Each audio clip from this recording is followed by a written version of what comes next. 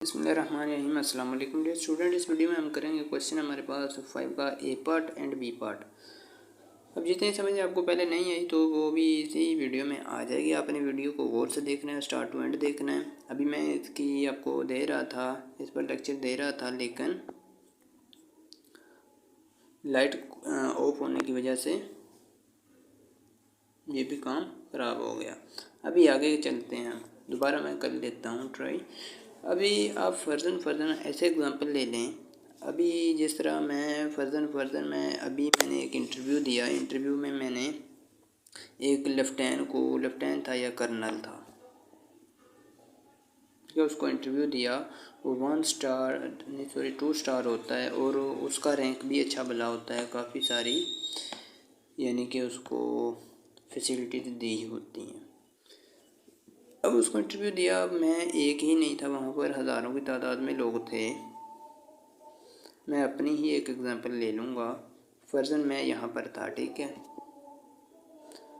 अभी मैंने इंटरव्यू उसको देना है, लेफ्टिनेंट को, कर्नल को, कोई अच्छे ओहदे के किसी गवर्नर को देना है। फर्जन एग्ज़ाम्पल है। अभी अगर मैं ट्रू हूँ, ठीक है, मैं एक जॉब के लिए फ़िट हूँ और वो मुझे रख लेता है, तो ये कौन सा एरर है? ये एरर नहीं बनेगा बल्कि करेक्ट डिसीजन बन जाएगा। उम्मीद है आपको इसकी तो अच्छी तरह समझ आ चुकी होगी। अभी फ़र्ज़ करें वो 2 स्टार मेरे सामने बैठा है, मैंने उसको इंटरव्यू दिया, दूसरे लोग भी दे रहे हैं, मैं फ़र्स्ट पे मैं हूँ, ठीक है जी। यहाँ पर इंटरव्यू हो रहे हैं। अगर मैं फ़िट नहीं था जॉब के लिए, ठीक है, फॉल्स था और उसने मुझे फ़ेल कर दिया, मैं फॉल्स था, उसने मुझे फ़ेल कर दिया, तो बिल्कुल करेक्ट डिसीजन, उसका डिसीजन बिल्कुल करेक्ट है, इसमें कोई एरर नहीं है। अभी करेक्ट डिसीजन का तो पता चल गया होगा। उसके बाद अब हम बात कर लेते हैं। फॉर एग्ज़ाम्पल, ठीक है जी, ये यहाँ कर्नल साहब हैं, यहाँ पर मैंने इंटरव्यू दिया है, ठीक है, ये मेरा नंबर है। अब यहाँ पर अगर मैं ट्रू हूँ,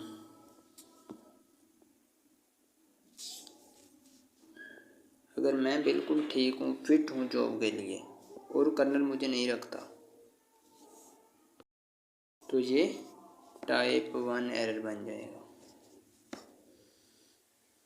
ठीक हो गया। अगर आप खुद ठीक हैं, अभी इसके एग्जांपल भी मैं आप लोगों को दे देता हूँ, ठीक है। अगर दूसरे नंबर पर हम बात कर लेते हैं, अगर फर्जन इंटरव्यू देने वाले ये सारे हैं, अगर मैं बिल्कुल फॉल्स हूँ,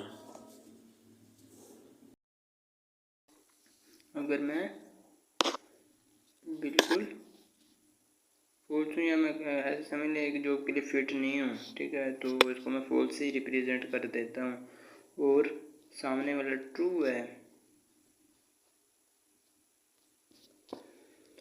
तो ये टाइप 2 एरर बन जाएगा। मैं इसको T2 से रिप्रेजेंट करूँगा। इट मीन्स के टाइप 2 एरर है। अब आप एक चीज़ इनमें समझ गए होंगे, करेक्ट डिसीजन तो आप इजीली ऐसे समझ लें जैसे हम कहते हैं कि आंखें मीच के ही कर लेंगे। और जो ये है टाइप 1 एंड टाइप 2 एरर, इसमें इसकी एक मेन जो चीज़ आपने पिछले क्वेश्चन में सीखी, इसकी एग्जांपल भी कर लेते हैं। और मैं आपको एक आम सिंपल सा फार्मूला बता देता हूँ कि जब तक एक लोअर क्लास का बंदा जिसने आगे बड़े बंदे के आगे पेश होना है, ठीक है, जब तक वो ट्रू है ना, खुद ट्रू है, तो T1 एरर आने के चांसेस होते हैं, ठीक है। हो सकता है अगर वो यानी कि ट्रू है तो T1 एरर आने के, यानी कि टाइप 1 एरर आने के चांसेस होते हैं। हो सकता है करेक्ट डिसीजन भी हो, तो वो तो बाद की बात है, वो तो हम समझ लेंगे। यानी कि जब तक हम खुद एक लोअर बंदा वो एरर पर, यानी कि आप कह लें कि एरर पर मुतनब्बे है, एरर उसके अंदर मौजूद है, यानी कि खुद फॉल्स है, तो टाइप 2 एरर रहेगा। जब तक खुद ठीक है तब तक टाइप 1 एरर ही रहेगा। अब इसकी एग्जांपल कुछ चंद एक एग्जांपल आपने पीछे पढ़ ली ऑलरेडी, उनमें से एक ही ले लेते हैं। काफ़ी सारी ये यहाँ पर हमने की थी। जिस तरह एक deserving player may not be selected in the team, एक यहाँ पर स्टेटमेंट थी। अब देखिए एक ऐसा प्लेयर है जो सारा साल फुटबॉल कूटता रहता है, यानी कि सारा साल फुटबॉल खेलता रहता है। जब टूर्नामेंट की टाइम आता है तो एक ऐसे खिलाड़ी को खिला लिया जाता है जो कि सारा दिन मोबाइल चलाता था, घर में रहता था, ठीक है, जिसने कभी ग्राउंड में कदम ही नहीं था रखा, उसको टीम में शामिल कर लिया जाता है। अब वो जो प्लेयर था वो खुद तो ठीक था, जबकि मेन टीम के कोच ने उसको नहीं रखा। जब तक वो खुद ठीक था तो टाइप 1 एरर। अगर वो खुद ठीक ना होता, ठीक है, अगर यानी कि एक प्लेयर ऐसा है जो सारा साल मोबाइल चलाता रहा है, ठीक है, कभी ग्राउंड में गया ही नहीं। जब ग्राउंड में गया तो कोच ने उसको प्लेयर रख लिया, यानी कि वो खुद फॉल्स था, ठीक है, कोच के पास गया, उसने उसको रख लिया, तो ये टाइप 2 एरर बन जाएगा। ठीक हो गया। एक जज जो है, इसकी ये भी एग्जांपल बनती है, एक जज एक्यूट है गिल्टी पर्सन। एक जज जो है जिनके अच्छे ओहदे का अफसर, वो खुद ठीक है लेकिन एक मुजरिम को छोड़ रहा है, जो कि गलत बात है, ठीक है, गलत काम किए हुए मुजरिम को छोड़ रहा है जो कि क्राइटेरिया पर फिट नहीं है, तो ये भी टाइप 2 एरर में आ जाएगा। ठीक है, इसको आप दूसरा भी कर सकते हैं, अपोजिट भी कर सकते हैं। फर्दर अगर एक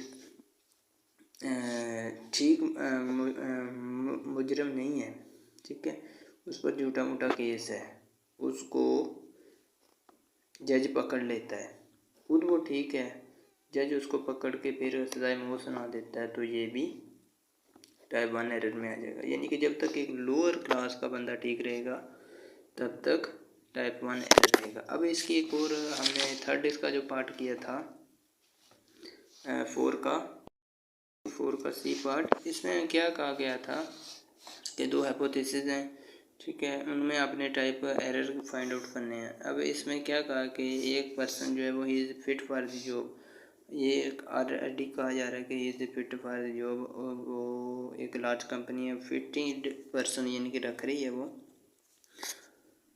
कहते हैं कि what type of error committed if the hypothesis is that he is fit for the job is erroneously accepted. एक पर्सन जॉब के लिए फिट है, उसको गलती से सिलेक्ट किया गया, यानी कि इसके कहने का मतलब वो फिट नहीं था, उसको गलती से सिलेक्ट किया गया है। अब वो खुद फिट नहीं था, उसको गलती से सिलेक्ट कर लिया, यानी कि वो खुद फेल था, ठीक है, उसको अच्छे बंदे ने सिलेक्ट कर लिया, तो ये टाइप 2 एरर आ गया। ठीक हो गया। एरिनियसली रिजेक्टेड, यानी कि अगर वो फिट था तो उसको गलती से रिजेक्ट कर दिया गया, वो खुद ठीक था, उसको गलती से रिजेक्ट कर दिया गया, यानी कि वो खुद ठीक था, उसको गलती से रिजेक्ट कर दिया गया एरिनियसली, गलती से। अब आ जाती है बात नीचे कहता है 5 के ए पार्ट को हम डिस्कस कर लेते हैं, तो ये बहुत ज़्यादा आसान हो जाएगा। The director of an advertising agency is concerned with the effectiveness of a certain kind of television commercial. What type of is he testing if he is committing type 1 error? Type 1 error अगर वो commit कर रहा है, यानी कि commitment कर रहा है, स्टेटमेंट में अगर टाइप 1 एरर मौजूद है तो उसका हाइपोथेसिस आपने फाइंड करना है, यानी कि अब उलट चलना है। ठीक हो गया जी। टाइप 1 एरर कब होगा?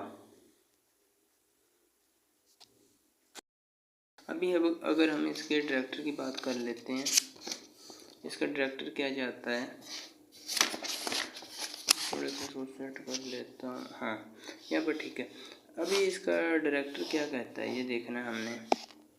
इसका डायरेक्टर कहता है कि commercial is his concern is of a certain kind of television commercial.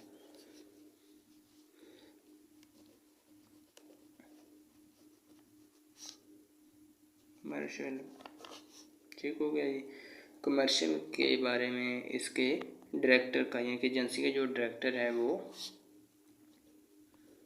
कह रहा है कि आप हमारा जो टेलीविज़न है, टेलीविज़न की जो आप कह रहे स्टैंडर्ड है वो कमर्शियल है। कमर्शियल की आप एग्जांपल ऐसे ले लेते हैं, जैसे कहते हैं कि ना कमर्शियल मीटर लगाया गया है, बिजली वाले यानी कि जो वापडा का अदारा है वो कमर्शियल मीटर लगाता है। ये कमर्शियल मीटर कब लगाता है मैं आपको बताता हूँ। जब आपका एक घर है और साथ उसके एक शॉप बनी हुई है, दुकान बनी हुई है, तो दूसरा जो मीटर लगेगा वो कमर्शियल मीटर होगा और उसके चार्जेस भी ज़्यादा होंगे। तो उम्मीद है आप इस बात को समझ चुके होंगे। जिनके एक घर है उसका मीटर लगा हुआ था, फिर आपने उसमें एक दुकान डाल दी, शॉप डाल दी, वो रोड पर है, तो जो सेकंड मीटर लगेगा वो कमर्शियल होगा। ठीक हो गया जी। जो टेलीविज़न का काइंड है वो कमर्शियल है, आप कह सकते हैं स्टैंडर्ड है। ठीक है जी। Commercial effectiveness of certain kind of commercial. अब वो कहता है कि अगर टाइप 1 एरर वो कमिट करता है with the effectiveness of commercial,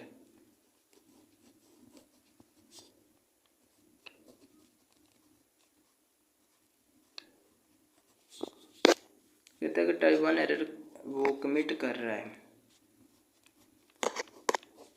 तो इसका हाइपोथेसिस क्या है। देखिए, जब वो खुद ठीक नहीं होगा, टेन काइंड ऑफ कमर्शियल, यानी कि वो खुद ठीक नहीं होगा, यानी कि टाइप 1 एरर की ही बात हो रही है। डॉक्टर ने क्या कहा था कि certain kind of television commercial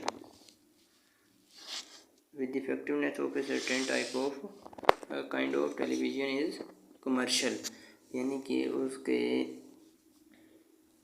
type 1 error में क्या होगा, उसका जो डायरेक्टर का बयान होगा वो गलत होगा। अब ये टाइप 1 एरर में क्या बनेगा, वो खुद तो ठीक है लेकिन उसका डायरेक्टर गलत है, उसके डायरेक्टर गलत मशवरा दे रहा है, गलत कह रहा है, यानी कि इफेक्टिवनेस ऑफ टेलीविजन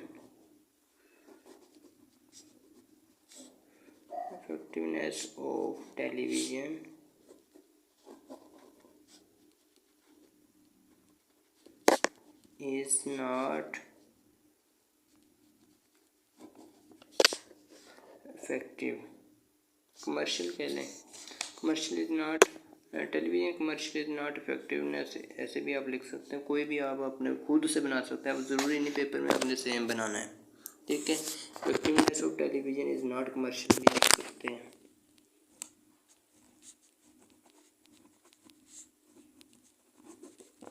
ठीक हो गई। टाइप 2 एरर कहते हैं कि उसमें वो क्या करेगा, if he is committing type 2 error when he says erroneously that the commercial is effective. पर एक चीज़ देखें, हमारे पास हाइपोथेसिस तो दोनों का सेम है। जब आपके पास एक ऐसी कंडीशन आ जाए जिसमें हाइपोथेसिस सेम हो, तो आप उसको उलट भी लिख सकते हैं। वेरी इजी मेथड है। टाइप 1 एरर में क्या था, इफेक्टिवनेस थी, सॉरी नॉट इफेक्टिवनेस थी, इसमें इफेक्टिव होगी। ठीक है, इसमें आप कह सकते हैं the television commercial is effectiveness. अब उम्मीद है आपका ये सारा डाउट क्लियर हो चुका होगा। ठीक हो गया जी। दूसरे नंबर पर जो अक्सर MCQs आते हैं उनमें ये वाली चीज़ें इम्पोर्टेंट है। ठीक हो गया। 4 वाला क्वेश्चन आपका बहुत ज़्यादा इम्पोर्टेंट है और इससे पीछे वाला भी जो MCQs में आ सकता है, और वो है थर्ड का B पार्ट, ये भी इम्पोर्टेंट है, और 4 का A B C तीनों। जो 5th के हैं ये आपके ना लॉन्ग में आएंगे ना शॉर्ट में आएंगे, ये वैसे ही आप नॉलेज के लिए कर रहे हैं। इसका B पार्ट देखें, outline the procedure of followed in testing null hypothesis, ये आपको कभी भी नहीं आएगा ना शॉर्ट में ना लॉन्ग में। हो सकता है शॉर्ट में आ जाए तो आपने सिर्फ और सिर्फ नल हाइपोथेसिस की एग्जांपल वो लिख देनी है, नल हाइपोथेसिस की डेफिनेशन लिख देनी है। बाकी अगर आप इसका प्रोसीजर जानना चाहते हैं तो आप इस पर एक कंप्लीट वीडियो है उसको देखना पड़ेगा। वो वीडियो देखेंगे तो आपको समझ आ जाएगी, जिसमें मैंने हाइपोथेसिस बनाए थे, कैसे बनाते, क्यों बनाते, कैसे बनता है ये हाइपोथेसिस। मे भी आपने वो भी वीडियो देखी है। इसके अलावा कोई डाउट हो तो आप लाजमी कमेंट सेक्शन में बताइएगा, और बाकी जितने हमने टॉपिक छोड़े हैं वो जो आप बता रहे हैं उन पर मैं एक एक करके वीडियो बना रहा हूँ। अल्लाह हाफिज़।